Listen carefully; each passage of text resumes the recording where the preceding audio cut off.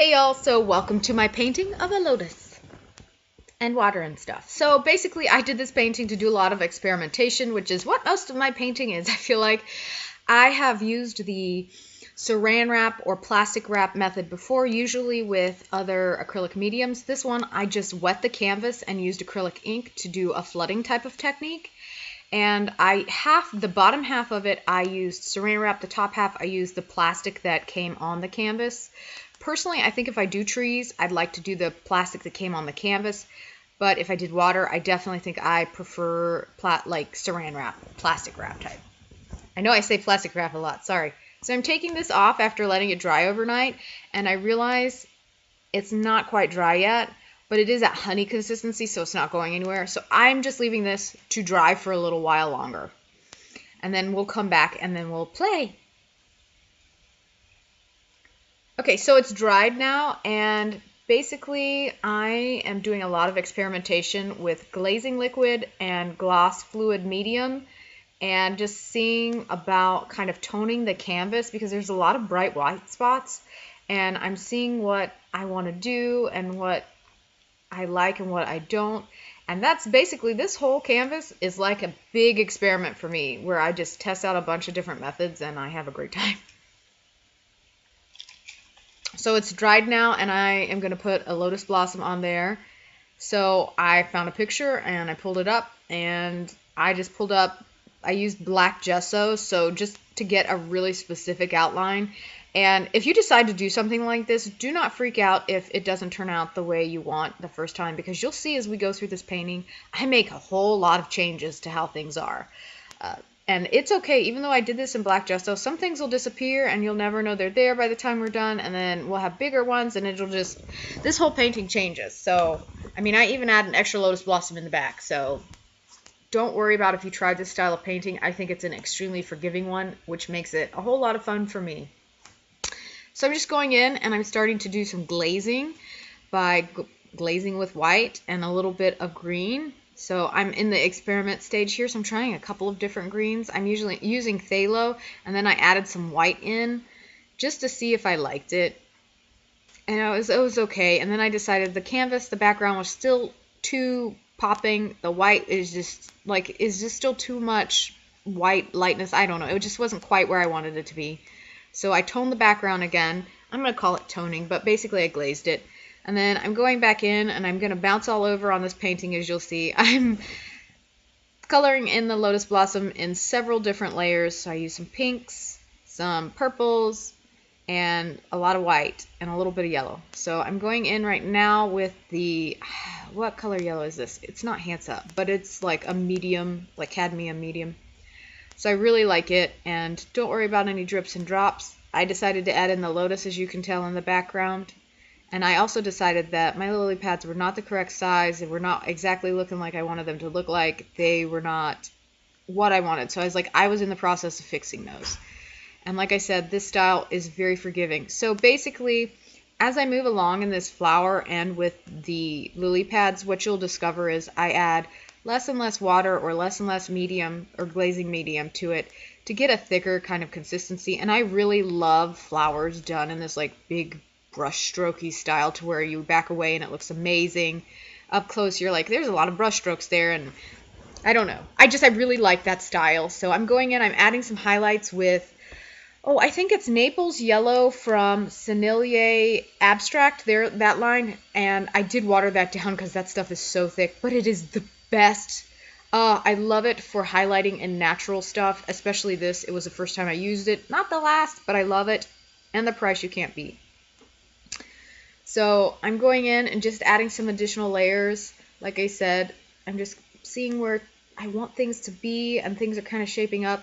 So I'm using a little bit of Indian yellow to add some shade. Like I said, I'm a big fan of glazing.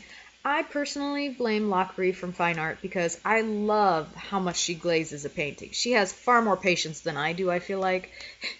In that I think she can do lots and lots of glazing, and I get to points where I'm like, I gotta go do something else for a while and leave this painting alone for a couple of days and come back. I really have a hard time just sitting and continuously glazing stuff. Like, I need a moment to step away from it, but I do think it ends up turning out really amazing. And as I feel like I'm sometimes I feel like I'm losing like sight of the shape and things like that. You'll note I'll go back in with lighter colors and really bring out those highlights and redo the shape like I am here. And I just love that. This has worked out so incredibly well on this painting. I really kind of want to try doing some magnolias in this style because I just love how this turns out, and I think that would be so beautiful, and also it would look great in my apartment, I feel like, or on my mom's wall, one or the other, who knows. So I just think flowers are a great way to do this style of painting. I just love it, and trees, and I don't know, I just love the way this turned out. So I'm going through and I'm testing some glazing options now. So what I end up settled on is using the Liquitex Phthalo green ink and some water. And I'm just experimenting here, and I'm like, woo, she's dark. She's really dark, but it looks really good. And that's one of the beauties of glazing, to be honest, is you can change the color, and it really, really adds dimension to things. So, like, I really heavily focused the Indian yellow on the bottom half because I wanted that to be darker and shade more, and then the Naphthol light yellow on the top, so that's where more light focus was. And then I went back in and I just started glazing with different greens and different shades of blue, and I really, really enjoyed how that turned out. A lot of phthalo greens, a lot of phthalo blues. You know I like those colors. So I'm just going in, and like I said, I'm kind of debating now which colors to use. So I was debating between the vivid yellow green and the phthalo green. And like I said, this is just, I just experiment in the corner first to decide if that's for me. And I did this with very little water, and then I discovered, oh, I really like how that looks when I put it on there, but then wipe it off with the paper towel. So that's what I did for a lot of these, because I loved how that, like, it just looks really good. You know, it adds that little bit of green and color that I was looking for, but then I can wipe away kind of the excess amount so that it shades it really nicely, as you can see. And then I'm looking and I feel I'm going to step away for a minute, as you can tell. I'm kind of at that point where I'm like, I need to step away, and then we'll come back and do some more fun stuff. So I like where everything's at. So what I'm doing now is I'm taking black ink with a little bit of water and a pipette, and I'm outlining everything because I was like, I like where the colors are at. I like where we're at so far with everything. So now we're kind of doing some of the more finishing stages. And this is just so fun because, again, it's okay if you mess up. It's okay if things aren't exactly how you envisioned, because chances are it's going to be better. So I'm going in with modeling, or not modeling paste, but heavy gloss gel medium and titanium white, and I'm outlining this while the black ink is still wet. That's important to note because you get some wild, like, expressionistic things happening because of the contrast between the two and the way they work together. It's just really neat. So I'm turning the painting upside down because I'm short and I need that. So I'm just really highlighting and outlining, like I said, the Lotus. And I've gone in with some Liquitex gold ink and a little bit of water, or a little bit of flow improver. And then I also made my own ink with some Jacquard Pearlex pigment and citrine and flow improver and extender. And I just kind of dropped them all over and thought they were beautiful and loved how that looked. And again, the reaction I got with the black ink and stuff was amazing. And then I also went in with the modeling paste and I put in little streaks of white so it kind of gave movement to the water. And I decided that I really wanted to add some sparkle and shine to my painting because that is just my style and I dig that. So I decided to add some gold leaf to it. And so I have my gilding size here, and I am applying it to the very center, to the stamen. I believe it's called a stamen in a lotus. I'm sorry if it's not, biologists or botanists. But I'm adding that to the very center stamen of my lotus blossoms, and I'm just going to leave that alone for about 30 to 45 minutes, depending on how humid it is and things like that. And then we'll come back and we'll gold leaf it. So I used a textured bronze on the base, which is what you'll see here, but I did not record that I went back over with a gold on the very top.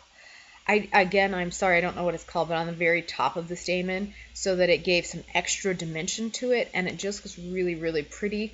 I love how it turned out. I am so incredibly pleased with how this painting turned out, really. Like I said, this, as with most of my paintings, I feel like is just an experiment to play with and see kind of what I like and enjoy doing. And I have to say, I really like this style. It's very loose, but it's a lot of fun, and I love the multi-dimensional aspect to it. Like I said, it's one of those paintings that like things pop off the canvas and you just want to touch it. So I hope you all enjoyed this. We're about done at this point, as you'll see. I just have to do a little bit of gold leafing, but I'm finished pretty much other than that, like I said. So please do me a huge favor, like, comment, and subscribe, and I'll talk to you later. I hope you have a wonderful day, evening, morning, afternoon, whatever it is, wherever you are. I'll talk to you later. Bye-bye.